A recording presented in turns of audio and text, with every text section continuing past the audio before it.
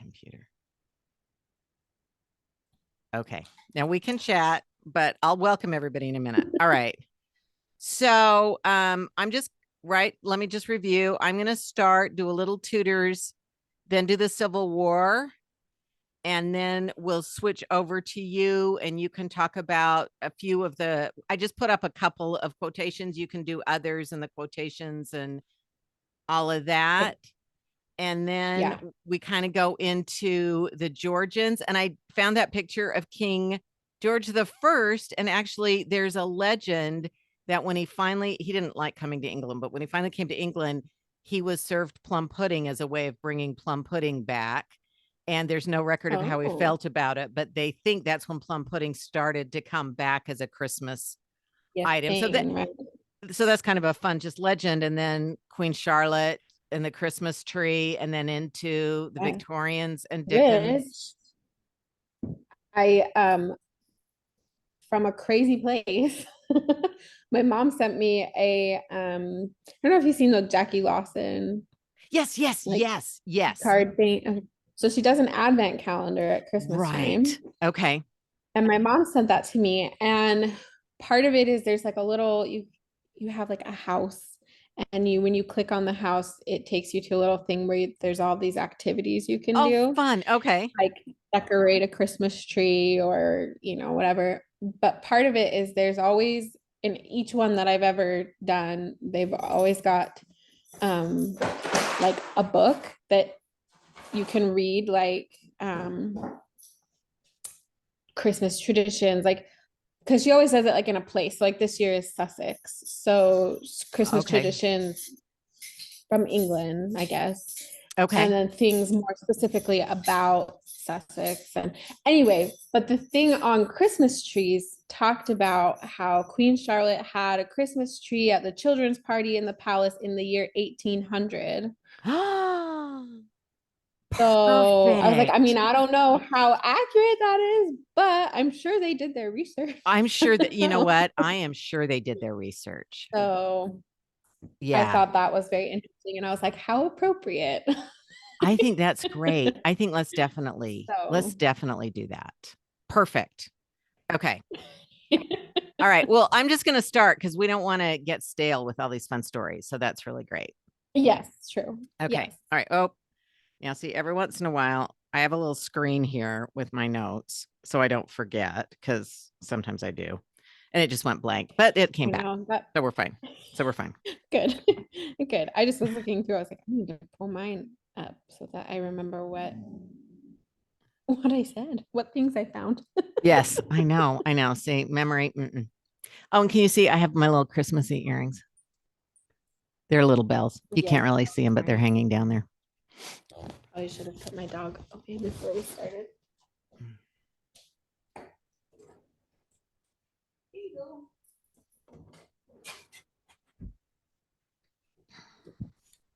Okay. All right. Here we go.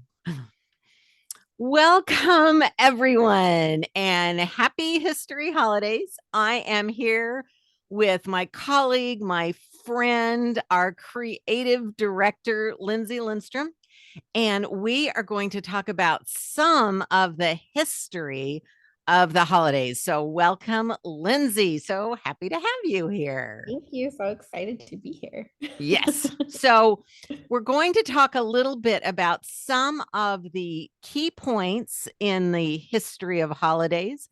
They all include royals, rebels, and romantics. So we thought it was especially appropriate.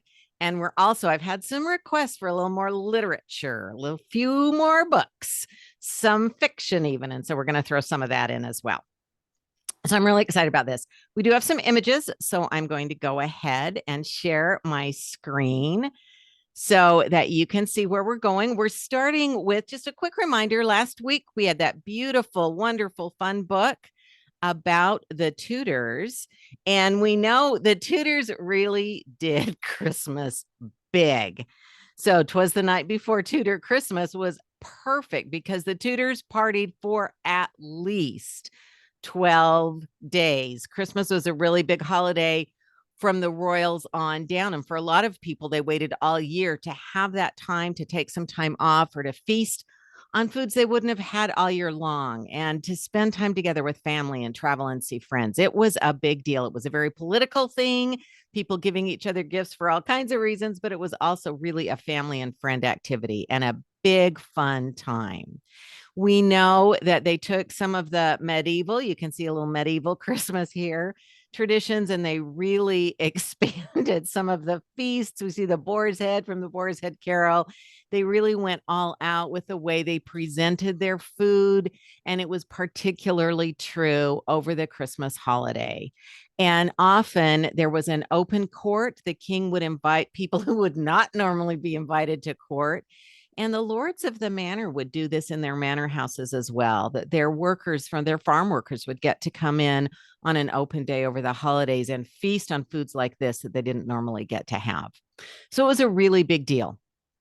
And there were all kinds of ways that Christmas was celebrated. And the idea of the 12 days of Christmas, we do find evidence of the song, the 12 days of Christmas. And I'll tell you, there's a legend, and historians disagree about this. Some are sure it's true, some say no. But there's a legend that the 12 days of Christmas have representation connected to the Catholic Church. And that, in fact, singing and celebrating with these emblems was a way during Elizabethan times, as Catholicism was being put down and Protestant, not today's Protestant church, but the Anglican, the Elizabethan church was becoming the permanent sort of state church, that the way that Catholics continued to practice their religion often happened through Christmas, the celebration of Christmas. And that kind of led to these kinds of celebrations really going dark and disappearing. It does not continue from the Tudors uninterrupted from then on. Sometimes this is, in fact, blamed on Oliver Cromwell. And so during the later part of the reign of Charles I, the parliamentarians are rebelling against the king and it becomes a civil war. Now, anytime there's a civil war going on, it becomes difficult to celebrate Christmas. But in fact, in 1645, Parliament, the Puritans who had taken over Parliament, abolished traditional festivities associated with Christmas. And some people just saw that straight out as an assault on Christmas. Cromwell was blamed. Now, we know he supported it, but there doesn't seem to be any evidence he started it. In fact, it was some of these very prominent Puritans who were the prominent Puritan parliamentarians who really worked against Christmas and getting rid of, banning these holidays. And in fact, people sort of reacted against it. There was something called the Complaint of Christmas, and it claimed that the merry lords of misrule were suppressed by the mad lords of bad rule at Westminster. So that's a pretty clever way to say it's those bad lords of rule that are getting rid of our celebration. And when Cromwell took over, it really very much became the law that Christmas was not ongoing. He supported that. And that sort of lasted throughout the rest of the time of the Commonwealth when Cromwell was in charge. So it started because the Puritans felt like the religion, the pure Puritan religion, was being threatened by these celebrations. Even though many of the celebrations were themselves religious, they didn't want them because they had vestiges of Catholicism. And in fact, even in most churches, by the end of the Commonwealth or Cromwell's time, churches weren't celebrating Christmas. Christmas was just another day. It was one of the quarter days. It was just another day. December was just another month. And that's pretty dark when we think about Christmas. Now, a lot of historians and a lot of histories of Christmas jump right to the Victorians as the restorers of Christmas. And we'll look at the Victorians. But there's a really important time in between this dark parliamentary time and the Victorians. And that's what we wanted to take a look at, because Christmas started making a comeback earlier on. When the monarchy was restored, we start to see a little bit of Christmas coming back. And in fact, during the Georgian period, which of course is named for all those kings named George, We have George the First here. And when George the First came to the throne, there's a legend. It may or may not be true, but it's a great legend that he was the first monarch in years that had been served plum pudding at Christmas time. And this was a concerted effort to bring back some of those Christmas treats. And so the Georgians slowly started to bring back Christmas. And one of the Georgians who doesn't get enough credit, but did bring in, we know, the Christmas tree. And so I'm going to invite Lindsey to tell us a story about Queen Charlotte, the wife of George III, who had Christmas trees in her palace. So apparently Queen Charlotte did have a Christmas tree in 1800 at the I think it was a children's party at the palace. So they did have them. She would bring them, and I think Christmas trees are originally a German tradition. And so which kind of makes sense because the Georges came from Germany. So I think they just brought that in to remind them of home, maybe. But it didn't catch on with Charlotte. Came much later with Victoria, but they did have them. They were around. They did have them, and Charlotte gets overlooked as the first monarch we know to have and decorate a Christmas tree and then use it as part of a party with children, which seems so appropriate. So that's great. So as we move through the Georgians, we come to maybe our favorite part of the Georgians is the Regency.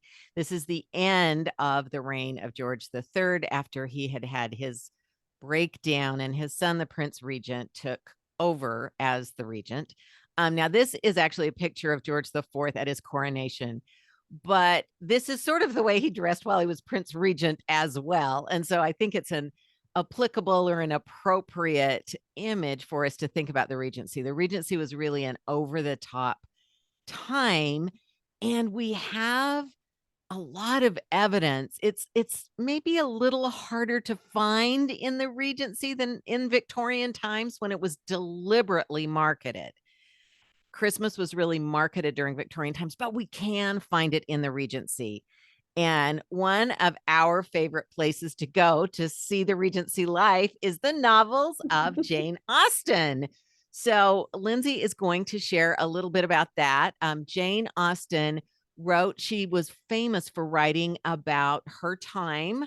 So what's happening in the parlor, what's happening with families, what's happening in sort of everyday lives. And when Lindsey and I were first talking about this, we weren't sure if we'd find much about Christmas in the novels. It's not a big deal. It's not chapter after chapter about Christmas. But we discovered, and Lindsey discovered, some really great quotations and some evidence of Christmas for the Bennets and the Darcys and the Elliots and the Dashwoods and the whole gang. So I want to share some and have Lindsey share some of the quotations and the fun of Christmas in Jane Austen's novels. Yeah, so like Carolyn said, we didn't think we'd find a whole lot, but there are some mentions, and yeah, maybe not quite as lengthy or detailed as we'd like, but they do give us a good insight, I think, into some of the things that maybe people might have done during that time period. We see in Pride and Prejudice, it says right here, Mrs. Bennet had the pleasure of receiving her brother and his wife, who came as usual to spend the Christmas at Longbourn. So from that, I feel like we kind of can see that Regency people visited their family at Christmas time. They got together with their family, whether for an extended stay or just for Christmas Day. A family visit was definitely a part of a Regency Christmas. Then, in Sense and Sensibility, there's this quote about Mr. Willoughby. They remember that he danced from 8 o'clock till 4 without once sitting down. So dancing, parties, that was definitely a part of a Regency Christmas. In Mansfield Park, they say, that if they were at home, a ball you would have this very Christmas. So a ball, again, dancing, a party, going out, seeing friends, family, neighbors, was a part of it. Um, and then kind of more interestingly, because is in Northanger Abbey, is this quote down here that says, she remembered that her eldest brother had lately formed an intimacy with a young man from his college, and that he had spent the last week of Christmas vacation with his family near London. Catherine's brother is at school, at university. I can't remember which one he's at, but he's there. And so it kind of shows that they got time off for the winter, vacation, Christmas time, got time off of school. So, which is interesting because the Regency people did not get work off. It wasn't a public holiday, but it was obviously a school holiday. People got time off from school. So, all right. And a couple more. Yeah. Okay. And then so like Caroline was kind of saying at the beginning, when we first started thinking about this, we didn't really know, well, because we couldn't couldn't think of very many examples from Austen. So we kind of were like, well, did they really do anything? Because, we knew that Christmas had kind of gone away for a while, and then it kind of came back, and the real resurgence was with Victoria, and that was kind of the, repopularizing of Christmas big time. So we're kind of like, well, did they even do anything? Because we can't remember, Jane Austen ever talking about it. So it must not have happened, right? but that's why this quote is so fun, because it says, this one at the top says, I sincerely hope your Christmas in Hertfordshire may abound in the gaieties which that season generally brings, which kind of shows us that, people did participate in all kinds of activities, that it was a time for people to have fun and to have joy and be festive. And so they did appreciate it and they did enjoy it. So yeah, and then Jane Austen herself wishing her sister Cassandra a cheerful and Merry Christmas. Again, kind of showing it was a time to be happy and celebrate life and enjoy yourself Right. a little. which is great because it is in the novels. It's quiet, it's more subtle. When we look at Dickens, it's quite a bit more dramatic and Victorian. Yeah. It's very much, again, it's marketed, but it Right. is there as a joyous time. And Lindsey, did you also find some Regency history that sort of indicates what the people were doing as well as what the Jane Austen characters were Yes, as doing? well as what the real people might have been doing. Um, yeah, so Christmas in the Regency would have been somewhere between, well, not just time wise, but in terms of what we might recognize as Christmas, would be somewhere between probably what the Tudors were doing and what we today would be doing. So they did celebrate from that same, 12 days of Christmas kind of time frame, from Christmas Day to Twelfth Night. Probably not as many feasts or festivities or parties happening quite like the Tudors, but definitely, they would have a dinner on Christmas Day. And then they did give gifts to children on Christmas Day, which is probably where the whole, Queen Charlotte's kids party comes into play there too, right? That seemed to be more for the children. And then but then on 12th night, they seem to exchange gifts more between everybody, friends and family and things like that. And then they did celebrate Boxing Day, where they did more of the work relationship, gift exchange, servants to masters and employees and things. And But so yeah, so not quite as many festivities going on in between, but they did celebrate that whole time. Or that was still their time period.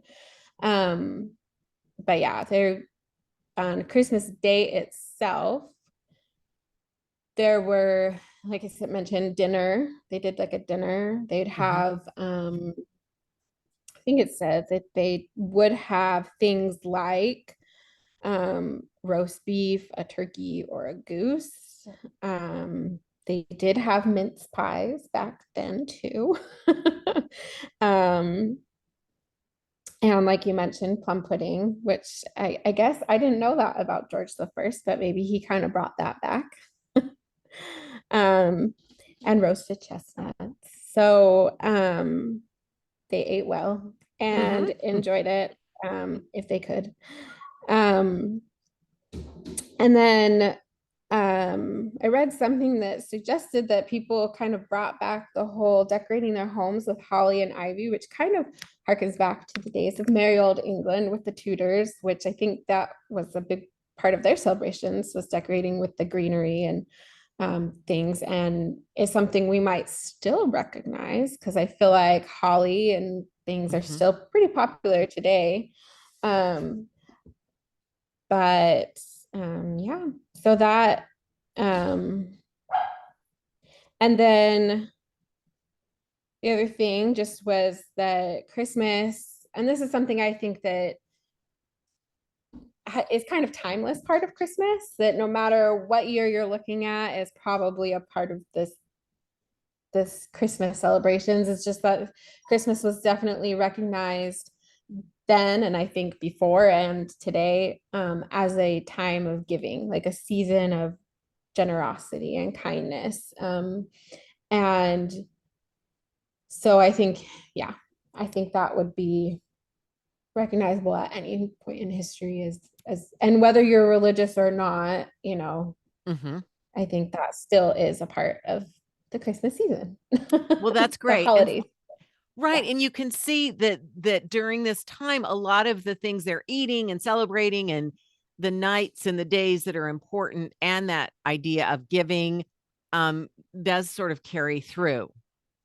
So as we Yeah. go from the Regency and get into the time of the Victorians, here's where there is a concerted effort by Queen Victoria and Prince Albert to put Christmas right back on center stage and the idea of a family Christmas. And so here's a really famous image that was created. And so Lindsey mentioned that we know Charlotte had a Christmas tree. Queen Charlotte had a Christmas tree long before 1848, almost 50 years before that, but it didn't really catch on with families. But Victoria and Albert really wanted it too. They wanted this tradition and this idea of families gathering around the tree. So this is one of the images, and you'll see variations of this. This is a colorized one. There are a number of engravings that were in black and white that were just printed and distributed widely. And Victoria and Albert really used that image with a decorated tree, and you see literally candles, which now just is terrifying. But anyway, um, not everybody burned down because we still have a lot of places, but toys right on the tree and toys under the tree, and the children gathered around. And so we know Albert really loved Christmas trees, and it said that he suspended them from the ceiling at the palace and he really made it a big deal. But in addition to his family, he really distributed this image. He and Victoria really wanted that image of that family Christmas gathered around the tree. And here's another thing. This is a Victorian Christmas card. Here's where we start seeing Christmas cards or during the Victorian times. And what do you see in this card? You see decorations and you see the crackers. They're pulling the Christmas crackers. And you see those really proliferating during Victorian times. And again, the idea of it becomes a little bit of a business during this time. And I think that's one of the reasons, technology is making printing so much easier and color printing. And by the end of Victorian Albert's reign, we have photography, which changes things again. but distributing, and the Industrial Revolution is making a lot of things easier to make and cheaper to buy. And so there are a lot of things in the world that are changing, and Christmas is changing as well. And it really is becoming more and more widespread. People are beginning to celebrate in bigger and bigger ways. And one of the people that really helps promote and move this movement along, sometimes, and we're not sure we're 100% convinced this is totally true, right, Lindsey? But sometimes Charles Dickens is credited with having invented Christmas. What we're hoping to show today is a lot of people were putting their part into the story of Christmas, but Christmas as we know it was certainly captured in a way that has sustained interest for many years by Charles Dickens and his wonderful and very famous book, A Christmas Carol. But I loved this image because the full title, perhaps you didn't know, A Christmas Carol in prose, being a ghost story of Christmas. And of course, it is a ghost story. And yet it has become such a famous Christmas story. So, Lindsey, I know you found out some really fascinating things about this book in his time and how popular it was. Yes. So I think actually knowing the full title of the book helps because because I think one, you can kind of see why it did become so popular to Victorians is because one, Victoria and Albert were bringing Christmas back. That was, the big revitalization of Christmas as a holiday. But then two, Victorians love ghosts. They loved ghost stories and the Gothic novel. And that's why there are so many of them from that time period. And so I think, A Christmas Carol for Victorians just kind of checked all the boxes of what a good story should be. But more importantly, we kind of talked a little bit in the Regency about how it wasn't a public holiday, meaning people did not get time off work to spend the holiday with their friends or family. They would, if they went to work, they would go to work and then come home and then have their dinner. But in Victorian times, and it is suggested that it is in large part thanks to A Christmas Carol, people did get, it became a public holiday, or as our friends in the UK might say, a bank holiday. Because employers did not want to be seen as a Scrooge. Isn't that wonderful? Yeah, it's so crazy. Which and it makes sense, I mean, I think it is really interesting that prior to A Christmas Carol, I mean, we all see the movies or have read the book and think, oh, how terrible that he's not letting him have Christmas off. But in fact, at that time, people might have let their employees be off, but that was not the standard or the expected norm. People did not, it was not required for people to give their day off. And so a lot of people probably did work on Christmas. And so Christmas Carol coming out and that being such a big part of the story that he doesn't give them the day off or whatever, really, I can see how that would influence people to want to give people the day off. They're like, oh, okay. Well, and that just shows us how powerful that literature can be, that this story was so popular, and the idea of being a Scrooge was so embedded pretty quickly in, especially in Londoners' sort of mindset, that they didn't want to be a Scrooge. Yeah, I think they said it was within a few years, like after the novel was released or book, or I don't know what you call it. Yeah. That people started, that it became, there's a real push for it to become a public holiday because people didn't want to be seen that way. Yeah. So I just think that's a fascinating demonstration of how popular it was, that employers were assuming the employees would know it, and they themselves, I mean, it was just so widespread. And there's Yeah. something about that story that really is compelling. And I think that idea, of course, the ghosts are part of that. We all love, if we were writing a Yeah. holiday story now, it might not include ghosts, but apparently Right. that's the strategy. So But that was the thing back then. that was, and it's continued. We all seem to still love a good ghost story. And we talked a little bit about this too. Christmas Carol still captures our imagination. So I just did a quick sweep through a handful of some of the adaptations of A Christmas Carol. And you can see everything from those that look a little on the creepy side, to the funny side, to the cartoony side, to the current side, to Bill Murray's side. And I couldn't let the holiday pass without mentioning it's the 30th anniversary of my favorite version of A Christmas Carol that I watch every year, Mine which too. is Lindsay's too. Yes, we agree. The Muppet Christmas Like Carol it. with Muppets. It's just hard not to enjoy, and it's been 30 years. So, but wait, there's more, because this year there are at least 2 new versions in 2022 of the Christmas Carol on Netflix and Apple TV coming out. So we really continue to be captivated by that story of Christmas. And I think when we see the redemption of Scrooge and we hear those words at the end about how he keeps Christmas and he helps Bob Cratchit and his family, and his kindness becomes greater than his meanness was early on. And all of those things. And Tiny Tim with God bless us, everyone, really pulls that thread that Lindsay mentioned earlier of just the kindness and the giving idea or theme or spirit of Christmas that comes through. And really, in the version of A Christmas Carol, whatever version you look at, that change, that preference for a kinder life and to help people, and how much happier that makes us.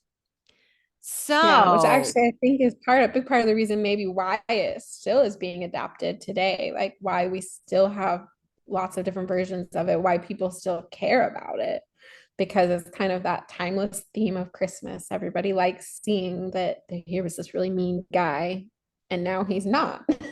right, He's learned about what it means to, be kind and generous and right, all of that. And tap right. into that. That's Christmas. great. Yeah, that's a really good point, in that it makes everybody happier in the end. Yeah. So that is our dash through Christmas. I'm going to put this up and then I'll put us back on the screen. So we at Royals, Rebels, and Romantics wish you all a happy history holiday. And I want to thank Lindsay, who did so much of the research for a lot of the shows, but especially for this one with me. And thank you all for listening. We do have more episodes coming up, but we did want to take this moment to pause and wish you a happy history holidays. Hope all is well and you're enjoying family and friends and the kindness of the Christmas spirit.